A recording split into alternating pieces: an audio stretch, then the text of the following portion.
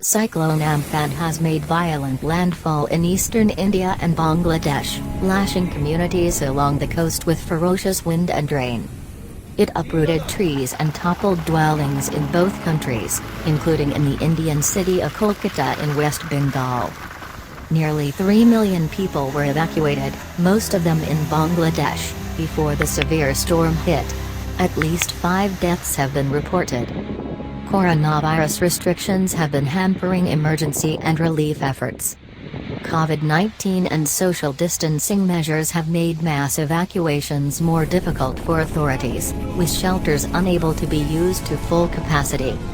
The storm, which was the first supercyclone to form in the Bay of Bengal since 1999, is expected to have caused deadly storm surges. Its winds have now weakened, but it is still classified as a very severe cyclone. Our estimate is that some areas 10-15 kilometers from the coast could be inundated, said Mruti Mohapatra, the head of India's meteorological department. Amphan began hitting the Sundarbans, a mangrove area around the India-Bangladesh border home to 4 million people on Wednesday afternoon, before carving north and northeastwards towards Kolkata, a historic city that was the capital of the British Raj. It was moving with winds gusting up to 185 km per hour, 115 miles per hour. Amphan is expected to move further into Bangladesh on Thursday, and later Bhutan. Satyanarayan Pradhan, Director General of India's National Disaster Response Force, told the BBC it already looked like the impact had been fairly devastating, especially in poor areas. He said reports were coming in of a lot of fallen trees, fallen houses, uprooted telephone lines, electricity poles. Although it had been hard to keep people apart during evacuations, social distancing is being enforced at cyclone shelters, along with hygiene protocols, he said. I was nearly blown away. Amitabh Bhattachley, BBC Bengali, Kolkata. Kolkata has been facing the full force of Cyclone Amphan since it made landfall several hours ago. My building has lost electricity. The telephone network is gone, so I'm here with a candle. The mobile network is running. But the situation just outside my window is terrifying. I went outside to try to record something and was nearly blown away. I'm getting reports from across the city as well as from coastal districts that the situation is pretty bad there. Thousands of trees and electricity poles are down. When the last supercyclone struck in 1999, I was traveling on a train and was stuck for 2 days. At one point, I thought we'd be blown away. How much devastation this cyclone has caused we'll get to know only in the morning. Kolkata residents said it was the worst storm they had experienced in decades. They spoke of flooded homes, electricity transformers exploding and power cuts. One man told the BBC the boundary walls of his condominium had collapsed. I am in my house. I have been prepared for a while. But I've never seen a storm as bad as this, said one resident, Pujikor. There is no power at the moment.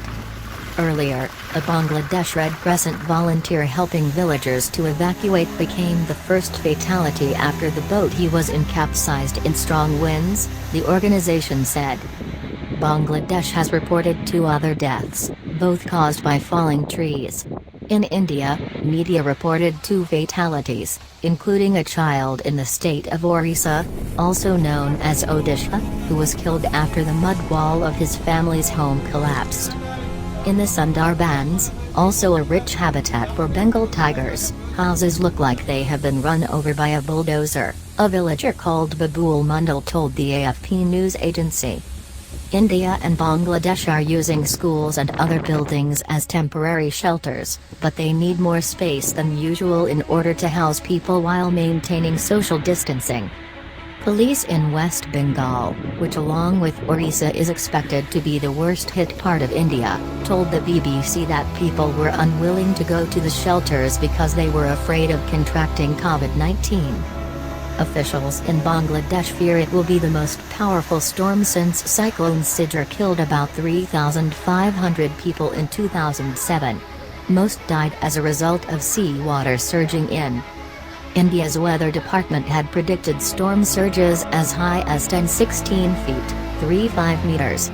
The rising of sea levels in this way can send deadly walls of water barreling far inland, devastating communities. The cyclone comes as tens of thousands of migrant workers continue to flee cities for their villages during India's lockdown to curb the spread of coronavirus. West Bengal and Orissa are among the Indian states seeing large numbers return. Orissa cancelled trains and some district officials asked the state government to accommodate the migrants, many of whom are walking home, elsewhere until the storm passes. Although they are not in the direct path of the storm, there are fears for hundreds of thousands of Rohingya refugees who fled Myanmar and live in crowded camps in Bangladesh where cases of coronavirus have recently been reported. Officials said they had moved hundreds of Rohingya living on an island in the Bay of Bengal into shelters. The UN and human rights groups are also gravely worried for Rohingya refugees who they believe could be on boats in the Bay of Bengal, and possibly in the storm's path, after trying to flee to Malaysia and Thailand but being blocked by authorities in those countries from landing.